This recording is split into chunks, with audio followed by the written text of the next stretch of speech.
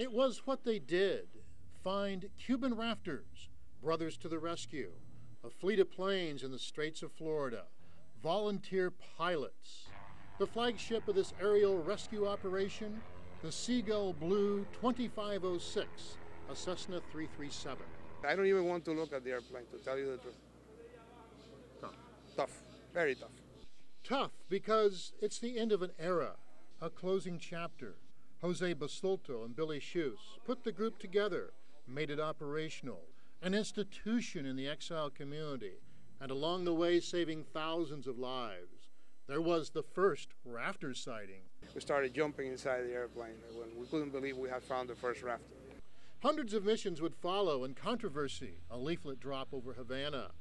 Tragedy, February 24th, 1996. 2 brothers' planes shot down in international waters by a Cuban MiG. 2 pilots, 2 observers dead.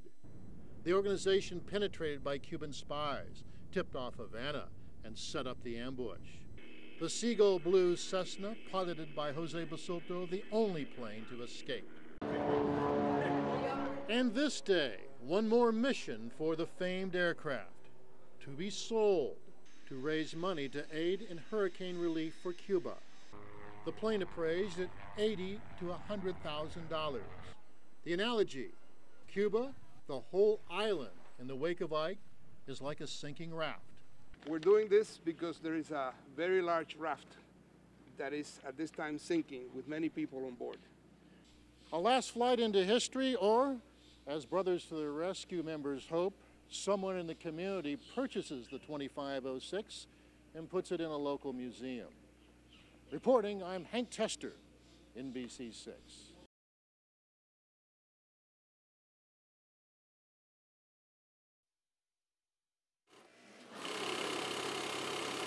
It is a labor of love for these folks at the Freedom Flag Company in North Miami. And July 4th is a busy time of year. Sometimes I drive around and I see all these U.S. flags on the homes and in the companies. I feel real good knowing that, hey, we made those flags.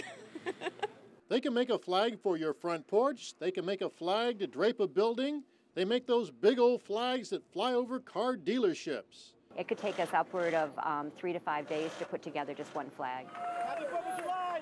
Just ahead of the 4th of July weekend, the crew here can turn out as many as 800 flags a day. And they can do custom versions. They can create historical flags using the exact material that was popular, say, in the 1800s. And not just American flags, any country, any state. We have lots of fun working at Freedom Flag, you know. It's really a friendly place to work with. And a sense of pride because these skilled flag makers see their products everywhere. And the old red, white, and blue can be very meaningful to new citizens. Listen to this story. Just recently I had a man come in here who just became an American citizen, and his first day he came in here, he wanted a flag for his house. And he was so proud to tell me about this whole thing and how much the country really meant to him. And basically we end up just here crying in our front of the store, you know, because he was just so happy to have this and make that a part of his life. So wherever you might see an American flag flying, it just might have been made at Freedom Flag and Banner. Those folks take a lot of pride in that. Reporting, I'm Hank Tester, NBC6.